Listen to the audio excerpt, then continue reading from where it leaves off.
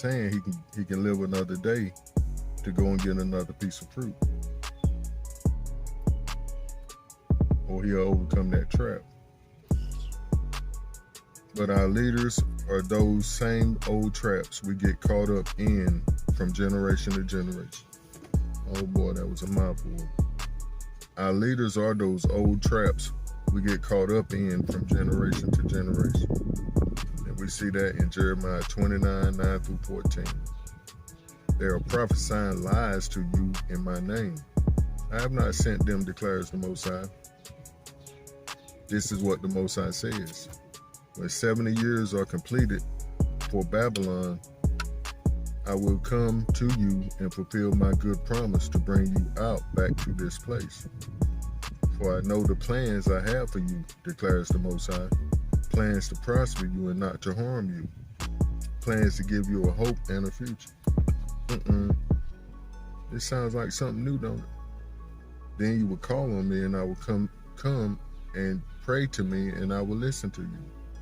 You will seek me and find me when you seek me with all your heart. I will be found by you, declares the Most High, and will bring you back from captivity. I will gather you from all the nations and places I have banished you, declares the Most High, and bring you back to the place from which I carried you in exile, into exile.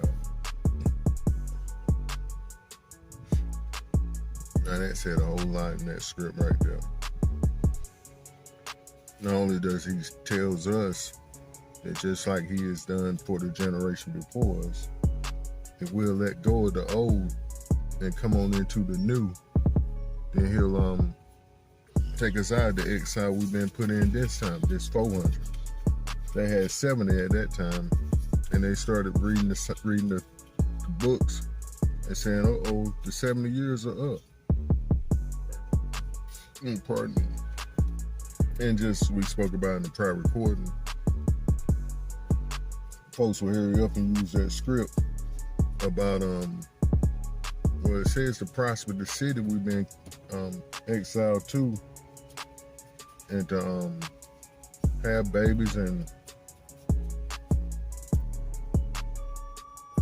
pardon me, family, have babies and plant gardens and pray for the prosperity of the cities and the countries that you've been exiled to, so you will prosper. But now it's a different time. And in their times, after they figured out that them 70 years was up, they was like, it's time to go home. Forget this place where we're at now. And that's where we're at. We're saying, forget this place. No more praying for this place. No more voting. No more going into covenant with these people anymore. It seems like things was starting to change for our good, and that's how it is when they got you in the trap. So instead of just beating you up real bad and killing you, they give you a little something to appease you for a minute.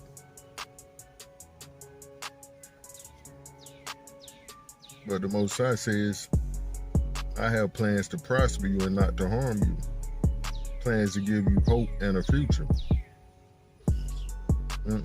He said, then you will call on me and you will seek me with all your heart. See, it's hard to seek the Most High when you're listening to somebody that's been lying to you. He lied to your mama. He lied to you. You pass him on the lie to your children. And the Most High said, that's enough. And as we said, we listen to our old leaders, old civil rights leaders, old pastors and preachers, pussyfooting pastor, pussyfooting pacifying pastor. We want to listen to them because they got the smooth tongue. They got that forked tongue. They line out of one side of their mouth and smooth talking on the other side.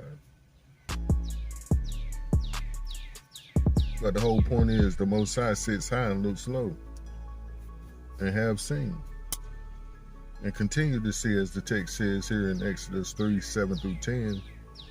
It says, and the Most High says, I have surely seen the oppression of my people who are in Egypt. And Egypt means Mizraim, the house of bondage. And we can say that about America also. and have heard their cry because of their taskmasters. For I know their sorrows.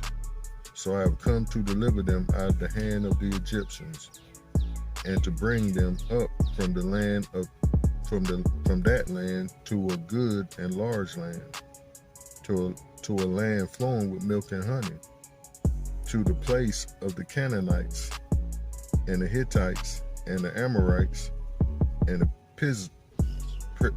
Perizzites, and the Hivites and the Jebusites. And therefore, behold, the cry of the children of Yasharal has come to me, and I have seen the oppression which the Egyptians oppressed them. Come now, therefore, I will send you to Pharaoh, that you may bring my people, the children of Yasharal, out of Egypt. So now the Most High is acting. Why is he acting, family? Because he's seen the oppression. He heard the cry. Just like we heard in the script before, where it says, when you cry with your whole heart, he said, then when you call on me and come and pray to me, I will listen to you. You will seek me and find me when you seek me with all your heart. See, the Most High, family, he's not going to force you to listen. We should have said that in the prior scripture. He's not going to force you to hear the new thing. And you refuse to do inventory. See, that's what he taught me. He said, do inventory on, as we said in the prior recording, on these ministries you've been attached to. Do an inventory. Take on one hand and see how blessed you have been, and then what they promise you, have you received it? And on the other hand, look at the deductions in your bank accounts and start weighing, is this good for me or not? And see, people think other people are truly the Most High himself. They refuse to hold people to account, but we want to hold the Most High account and judge him harshly. Say, well, he didn't do this, that, and the other, so I ain't gonna trust him this time. I'm gonna do my own thing to our own hurt.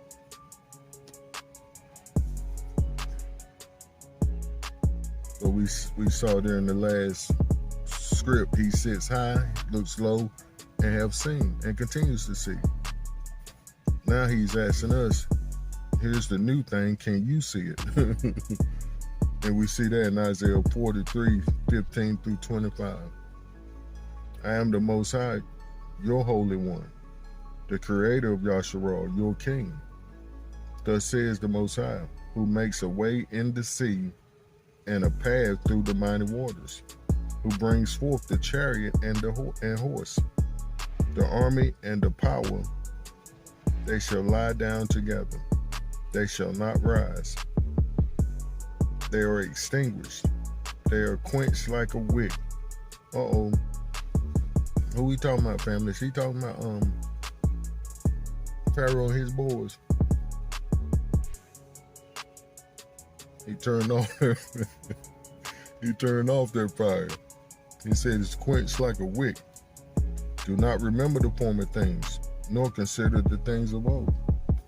But we can't seem to get that out of our head. He's trying to take us to new heights, new levels.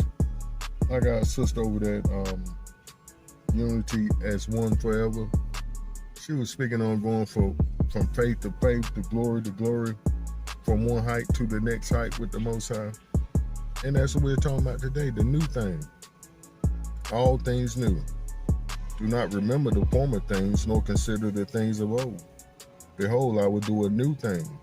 Now it shall spring forth. Shall you not know it?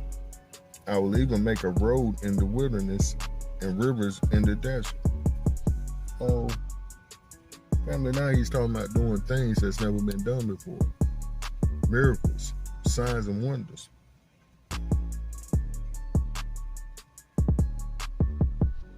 The beasts of the field will honor me, the jackals and the ostriches, because I give water